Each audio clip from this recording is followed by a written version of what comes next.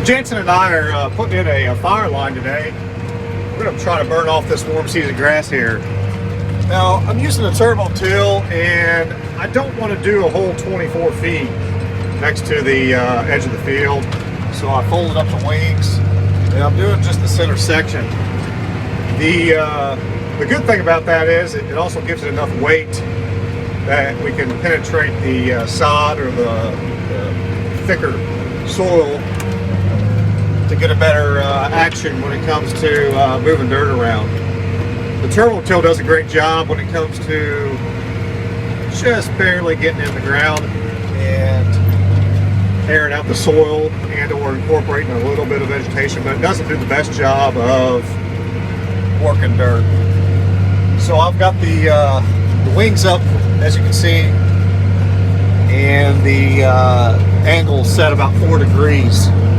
I could go a little bit more than that, but it seems like when I do that, I'm starting to push a little bit more dirt. So, and it's a pretty good hard pull for the 8400. It's a little bit wet, but right now we're starting to spin, going up this little bit of a hill. It doesn't look like a hill, but it is a slight hill. So yeah, we're starting to spin. This warm season grass is for our cattle. It's a mixture of a 3-species mix. We have big blue stem, little blue stem, and Indian grass.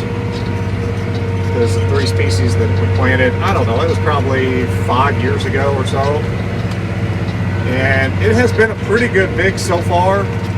I have noticed that the cattle need to be on it sooner than what I have been putting them on it, and I need to be able to rotate a little bit better in a cool season grass field such as fescue.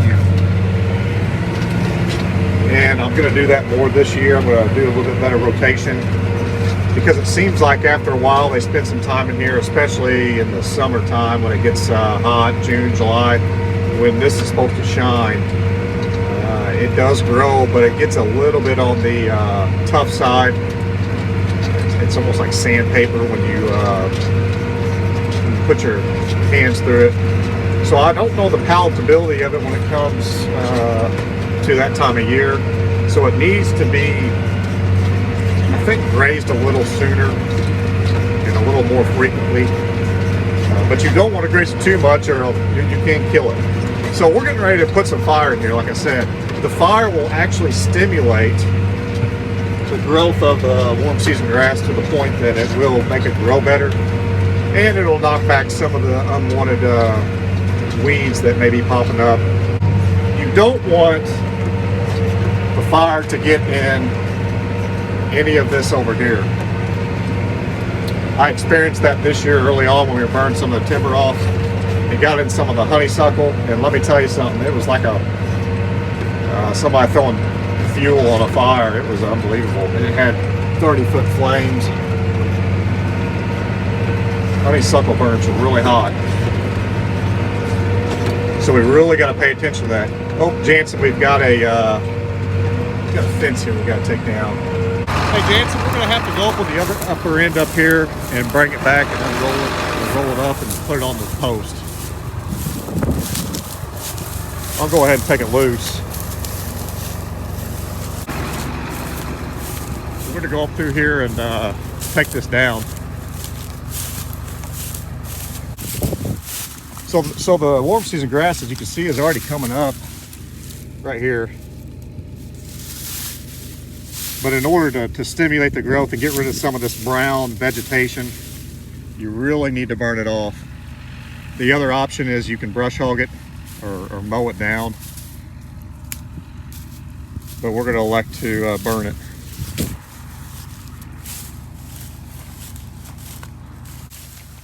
Good job, buddy. Just take that all the way down to that wooden post and we'll hang it around the wooden post. So I'm running out of video storage on my phone, and we're going to go ahead and finish turbo tilling this up and probably come back when we start burning it. All right, so we're getting ready to start this fire in the warm season grass. All right, here we go.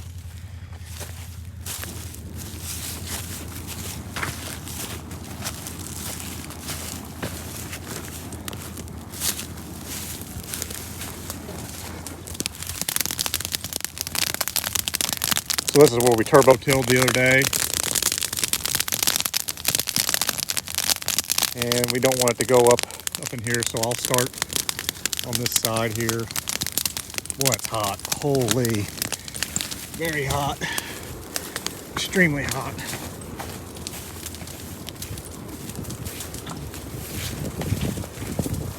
I like to get a feel for how the fire is going to do before I light the whole field on fire.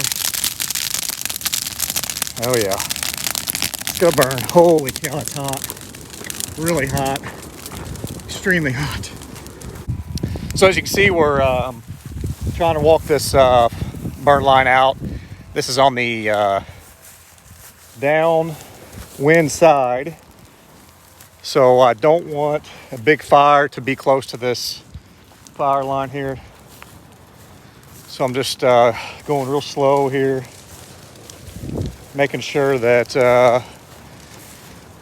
the fire does not cross that line. We don't want that to happen. You always start on the downside of the wind. Don't start on the upside or upwind. That could cause problems. Because you can see the fire is slowly burning back. And once it gets into the bigger, thicker stuff, it's going to have a pretty big fire. There goes a deer. You don't want that to come across this direction as a big fire when it hits your fire line. So what we're doing here is kind of what you want to do for protecting your fire line.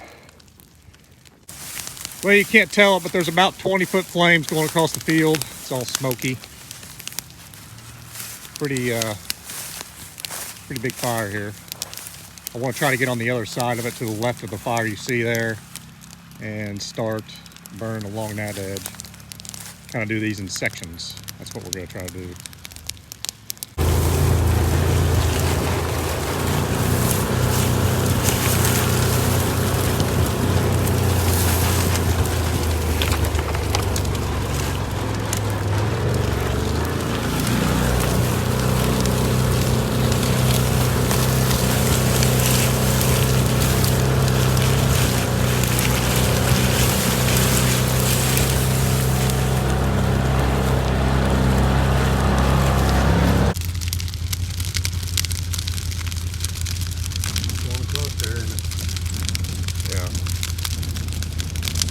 Look at that tornado over there,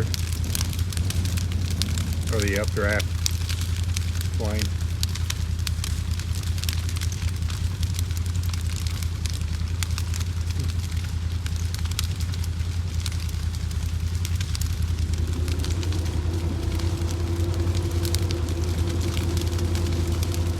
Well, I wouldn't want to be in there.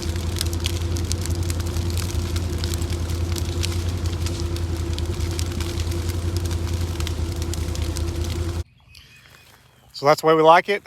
No problems. Everything worked good. The burn did pretty good. Now we get to look for snakes.